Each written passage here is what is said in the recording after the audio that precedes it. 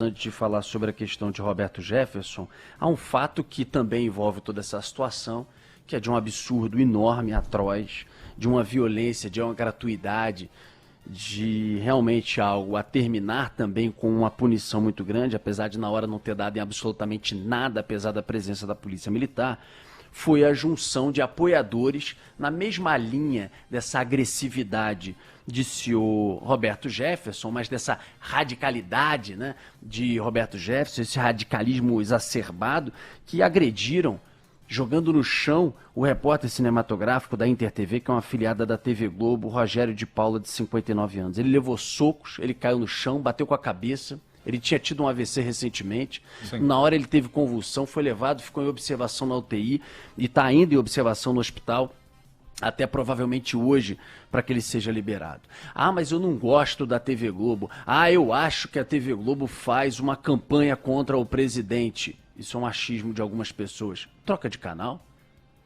Faça campanha contra ela para os seus parentes, para os seus amigos, eventualmente. Todo mundo tem o direito. Não gosto da Band News FM, troque o canal. Tem tantas outras rádios. Televisão da mesma maneira.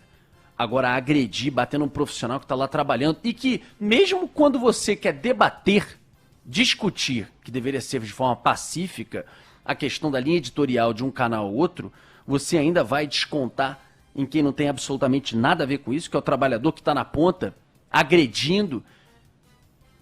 Eu não entendo como é que a polícia, já que inclusive já foi identificada pela Polícia Civil, como é que a Polícia Militar, que estava presente na hora, não prendeu o responsável, os responsáveis por isso, que tem que ser punidos pelo que eles fizeram com o Rogério de Paula e com a equipe como um todo que estava lá. Voltando à questão do Roberto Jefferson, esse sujeito é um criminoso, aliás, já era desde lá de trás, aliás, já era desde o governo com o PT.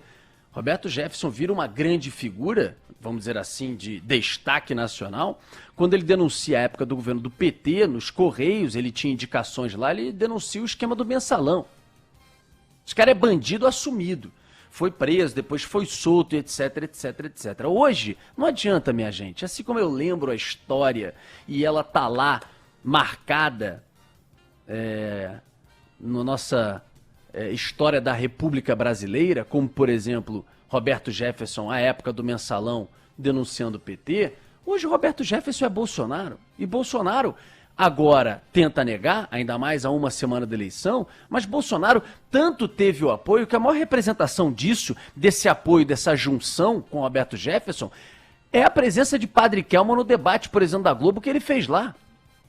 E se o Roberto Jefferson pudesse, porque não pôde, porque o candidato era ele, mas com prisão domiciliar ele não podia comparecer, ele teria feito o mesmo, talvez melhor, porque esse Padre Kelman não consegue nem articular direito uma frase e ele teria atacado muito mais o Lula com mais assim argumentos, porque o Roberto Jefferson nesse aspecto ele é bem evoluído frente ao Padre Kelman. Como ele não pôde, o Padre Kelman foi para lá e fez o jogo. Alguém acha que aquilo ali não foi, minha gente, obviamente combinado? Então, óbvio que tem essa ligação. Negar isso é que nem negar lá atrás que o Roberto Jefferson fez o que fez junto com o PT para conseguir o apoio no Congresso. O mensalão estava para o governo do PT como o orçamento secreto está hoje para o governo de Jair Bolsonaro.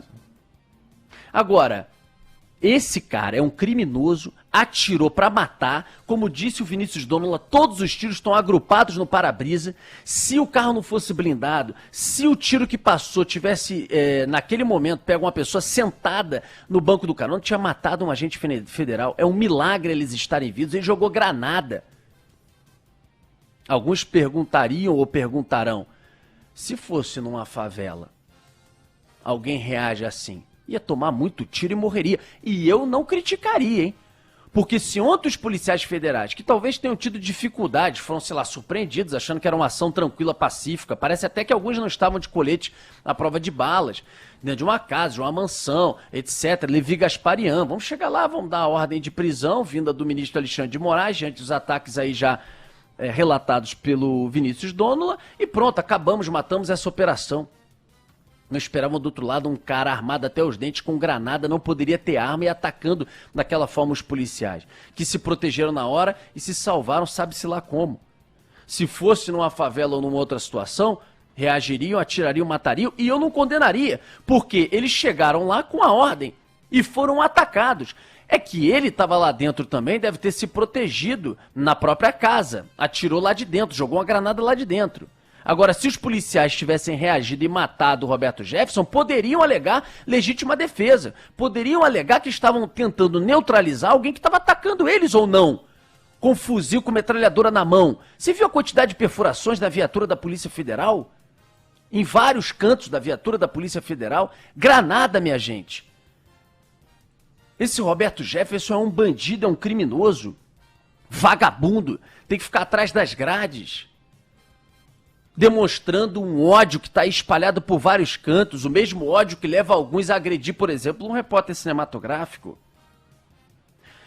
Por que o presidente da República, Jair Bolsonaro, mandou o ministro Anderson Torres da Justiça para lá? Acabou ficando em Juiz de Fora, não foi ao local, porque a coisa se desenrolou. Mas mesmo a Juiz de Fora...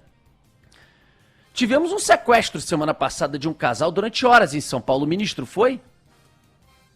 Temos vários casos no Rio de Janeiro com cidadãos comuns, pessoas inocentes. Por que o ministro tem que ir para lá? Por que uma atenção maior para um vagabundo desse Roberto Jefferson? O tal do conhecido como Bob. Por que essa preocupação? Para mandar alguém em loco? Isso é uma vergonha. Com o nosso dinheiro ainda, pegando avião com o nosso dinheiro. Outra coisa. Se não fosse uma semana da eleição, e isso obviamente coloca agora um ponto de interrogação nessa última semana, Bolsonaro vinha crescendo nas pesquisas. Você pegar as médias, não vou ficar pegando uma ou outra, mas se pegar a média de pesquisas, você vê que Bolsonaro vinha crescendo. Inclusive no próprio Datafolha, que tinha uma das maiores diferenças entre Lula e Bolsonaro, na última pesquisa deu 52 a 48. A menor diferença entre eles foi da última pesquisa. Não se sabe até que ponto esta ação vai ter algum impacto. Muitos esperam que sim.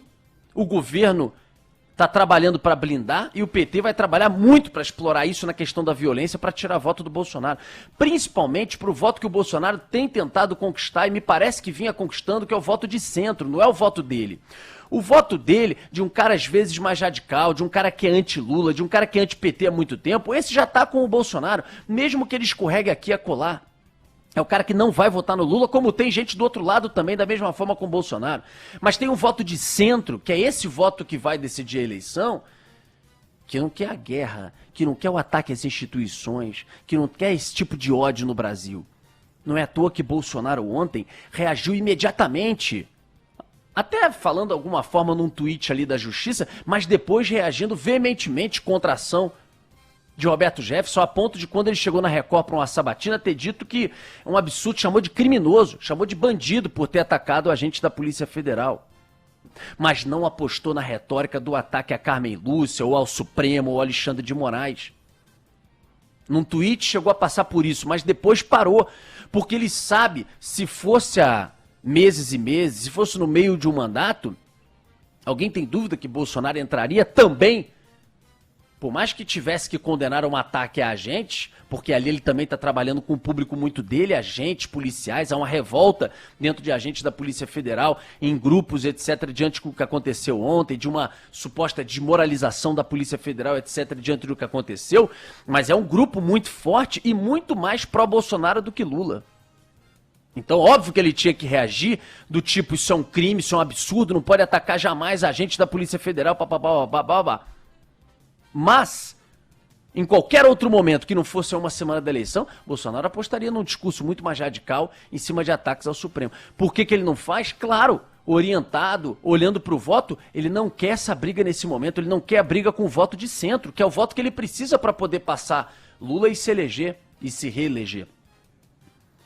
A gente entra, minha gente, numa semana decisiva, numa semana de uma eleição que ninguém pode e consegue apostar no que vai acontecer no próximo dia 30, mas ao mesmo tempo entra da pior forma possível. Entra com ódio no talo, entra com um episódio como esse lamentável, entra por um país que está, mais uma vez, caminhando para uma eleição que vai terminar dividindo o Brasil da pior forma possível. E o que aconteceu ontem em Levi Gasparian, óbvio que liga um alerta no país do que pode acontecer, independente do resultado, de qualquer lado que for, do que pode acontecer depois da eleição do próximo domingo. O que pessoas eventualmente radicais de qualquer lado pode fazer, o que essas pessoas podem fazer no dia 30 de outubro, revoltadas, sem aceitar resultado, indo para a rua. É uma pena. A gente deveria entrar, inclusive por parte dos candidatos, no momento de diálogo, de conversa, de discordância sim, mas sem ódio. E a gente está entrando com um ex-deputado atirando para cima da Polícia Federal, com uma horda de radicais no entorno da casa dele ontem, atacando, batendo, dando socos, apoiando esse tipo de coisa. Veja a foto que tem na capa da Folha e de outros jornais, de pessoas pro alto, vibrando, uhul, eles saindo de lá. Para esses que são uma minoria, mas para esses que existem, vibrando como se ele fosse um grande herói.